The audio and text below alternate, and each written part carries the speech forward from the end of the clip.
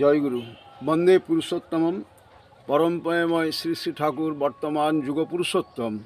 তিনি যে গুরু ভিক্ষা বা ইষ্টভীতি প্রচলন করেছেন, প্রত্যেক যুগপদ অবতার যারা আবির্ভূত হয়েছিলেন তাদের এই গুরু ভিক্ষা বা ইষ্টভীতি তখনকার মতো করে ছিল। বেদ, কোরআন, বাইবেল, ত্রিপিটক সবেতেই কিন্তু এই ইষ্টভীতির কথা ভিন্ন সুরে আছে। তবু আমরা এই ইষ্টভীতিতে খুব সন্দিহান। ঠাকুর সুন্দরভাবে তিনি আলোচনা প্রসঙ্গের মধ্যে ইষ্টভীতি প্রসঙ্গে অনেক কথাই বলেছেন। এই ইষ্টভীতি আমরা কেন করব, ইষ্টভীতির মূল তাৎপর্য কী, সেই সম্পর্কে আলোচনা প্রসঙ্গের কিছু অংশ আমি পাঠ করব এবং সকল কৃষ্টিবার্তা ইউটিউব চ্যানেলের দর্শকবৃন্দ এবং শ্রোতামণ্ডলী সকলকে আমার ইষ্টানুগ শ্রদ্ধাভক্তি ভালোবাসা জানিয়ে আজকে এই ভাগবতী গ্রন্থ পাঠ করছি। শ্রী শ্রী ঠাকুর বলছেন যে ইষ্টভীতির মূল তাৎপর্য কি? To earn and to spend, to serve the love is to materialise love with very প্রোপেনটিসিং অ্যাবিলিটি। নিজের উপায় করে পেস্টের সেবার জন্য তা ব্যয় করলে পেস্টের প্রতি নিজের ভালোবাসা শক্তি সম্বর্ধনী যোগ্যতায় মূর্ত হয়ে ওঠে, যার জন্য নিঃস্বার্থভাবে যত করা যায় তার প্রতি ভালোবাসাও তত বাড়ে। যার প্রতি আমাদের ভালোবাসা বাড়ে, ধীরে ধীরে তার চরিত্রগত গুণাবলী আমাদের মধ্যে জ্ঞাতসারে ও অজ্ঞাতসারে ফুটে উঠতে থাকে। এইটাই হলো শ্রেয়ের প্রতি ভালোবাসার মস্ত লাভ। প্রিয় পরমকে যদি আমরা নিজের জন্য ভাঙাই তবে তাতে আমাদের স্বার্থপরতা বাড়ে এবং ওই স্বার্থপরতায় আমাদের পঙ্গু ও অন্ধ করে ফেলে।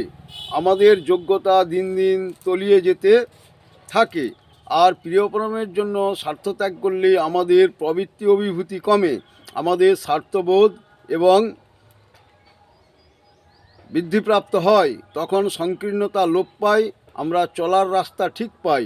এনভায়রনমেন্ট, পরিবেশকে ইগনোর, অবজ্ঞা করার পরিবর্তে হেল্প, সাহায্য করার বুদ্ধি হয়। এইভাবে পাওয়ার পথ খুলে যায়। আলোচনা প্রসঙ্গ অষ্টম খণ্ড এবং 7 পাতা 2 পাতা 48 পাতায় এটি আছে। ইষ্টভীতি হলো বাস্তব কর্মফল ত্যাগ। গীতায় আছে কর্মফল ত্যাগের কথা। ইষ্টভীতি হলো বাস্তব কর্মফল ত্যাগ। কাজের ফলে যা পেলাম তার অগ্রভাগ গুরুকে দিলাম। এর ক্রমাগতি ও ক্রমবিস্তারে ভগবান আপনাদের কাছে উদ্ভিন্ন হয়ে উঠবেন। আমাদের গুরুর ভিতর দিয়ে যেমন কেষ্ট ঠাকুর হয়েছিলেন অর্জুনের কাছে। এটা আলোচনা প্রসঙ্গ নবম খণ্ড 7-12-44 সাল 7-12-44 সালে বলেছেন। ভগবানের কর্মফল যদি ত্যাগ বা নিবেদন না করি জীবনের উদ্বর্ধন হয় না। যার থেকে জ্যোতি পায় সেখানে খালি করে না তুললে আলো পায় না, জ্যোতি আর পায় না। ভোগ করতে গেলে যে উৎস থেকে পায় তার জন্য ত্যাগ করতে হয়। আলোচনা প্রসঙ্গ 14 খণ্ড 3-10-48 সাল। সবার মূলে ইষ্টভীতি। নাম ধ্যান না করে যদি মোটর অ্যাক্টিভিটি কাজকর্ম বেশি করে চালানো যায় তাতে সাবকনশাস অর আনকনশাস মাইন্ডে অবচেতন বা অচেতন মনে আনসলভড সমাধান হারা যা থাকে তা জানা যায় না, অ্যাডজাস্টেড নিয়ন্ত্রণ করা যায় না।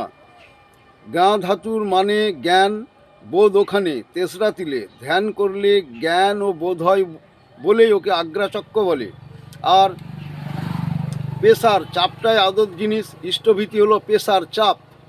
হাতের এক্সারসাইজ কসরত যতই করো, মাসুল পেশির দিকে অ্যাটেনশান নজর না দিলে কিন্তু কাজ হয় না। অনুরাগদীপ্ত নামধ্যান চাই, তার প্রতিষ্ঠা ও ভরণের আকুল ধান্দা চাই। ভালোবাসলে যেমনটি করে তাই যজন যাজন ইষ্টভীতি শতই আসে। এটা আলোচনা প্রসঙ্গ প্রথম খণ্ড 16-11-41 সাল। ইষ্টভীতি করতে গেলেই যাজন ইত্যাদি সব এসে পড়ে। খেটে পিটে যাকে প্রীতির সঙ্গে ভরণ করি, ভাবা বলা তার কথা এসেই যায়। তিনি আপন হয়ে ওঠেন, অন্তরে বাসা বাঁধেন। ইষ্টভীতি শুধু বাবুন পণ্ডিতের দেয়া ব্যবস্থা নয়, মুসলমান, খ্রিস্টান ইত্যাদি সকলেরই আছে। জেমসও ওই ধরনের কথা বলেছেন।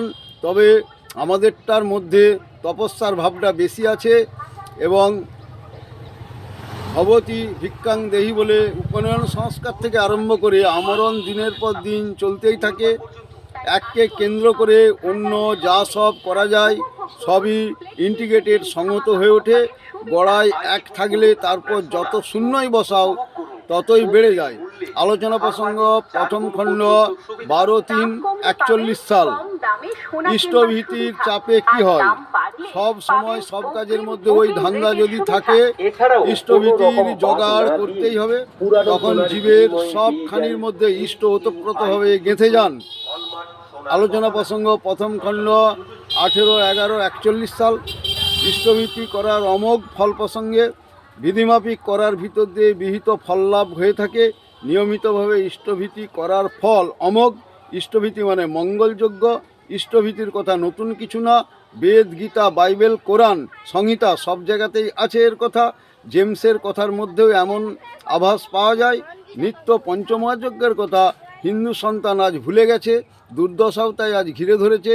ইষ্টভীতির মধ্যে মোটামুটি জিনিসটা আছে, তাই ইষ্টভীতিটা যদি ভালো করে চালানো যায় মায় ভাতৃভোজ্য ও ভূতভোজ্য ইত্যাদি সহ, তাহলে মানুষের চরিত্র, কর্মদক্ষতা ও যোগ্যতা যেমন বাড়ে, তেমনি দুস্থদেরও একটা সাহায্যের ব্যবস্থা হয়। জয় গুরু। এই যে মহাযজ্ঞ, পঞ্চমহাযজ্ঞ, এই পঞ্চমহাযজ্ঞের সমাহারে বর্তমান যুগের ইষ্টভীতি, এইটাকে আমরাই অবজ্ঞা করে চলি, এইটার প্রতি গুরুত্ব আমরা দিইনি। তাই এই গুরুভিক্ষা সর্বাগ্রে, আমার জীবন গঠন করতে গেলে এই গুরুভিক্ষা বা ইষ্টভীতি করতেই হবে সর্বাগ্রে।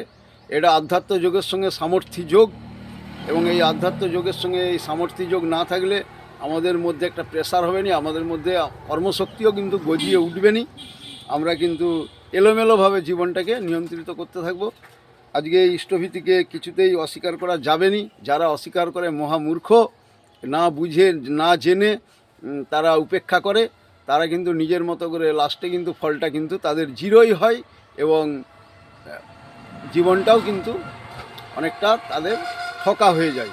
তাই এই ইষ্টভীতি বা গুরুভিক্ষা, গুরুর প্রতি টান নিয়ে যদি কেউ করতে থাকে তার জীবন সুন্দর।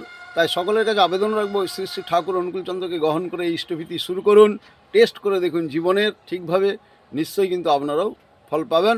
সকলের সুদীর্ঘ জীবন এবং মঙ্গল কামনা করে আমি এখানেই রাখছি। জয় গুরু।